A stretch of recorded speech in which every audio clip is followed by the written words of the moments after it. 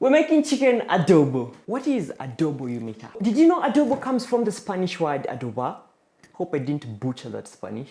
Which actually means marinating or pickling. Chicken adobo is a one-pot dish that is made from braising chicken drummies or legs in vinegar, soy sauce, garlic, making it tangy and tender. So we begin. You know you have to start with the best of the best, the chicken drummies. Add in half a cup of light soy sauce, a quarter cup of rice vinegar, 1 tablespoon of garlic paste, a teaspoon of whole peppercorns, brown sugar. This has a touch of molasses, but you could use the raw unrefined sucre, a bay leaf, give them a massage, and we let chicken marinate for 2 to 12 hours. Yeah! Shout out to Movie Magic. I had to wait the 2 hours. You didn't have to wait the 2 hours. Just soak it in. Into a gorgeous pan, give it a light twinkle of oil. Once the oil is nice and shimmering, we're gonna lay in the chicken. That is just a little bit too dramatic.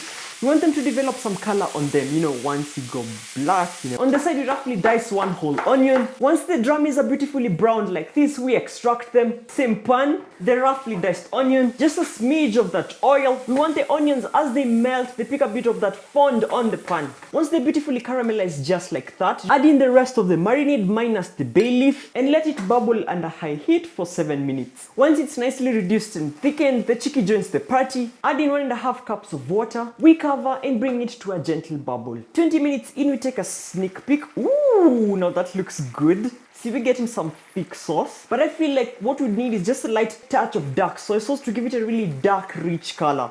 Ooh, now that's extra.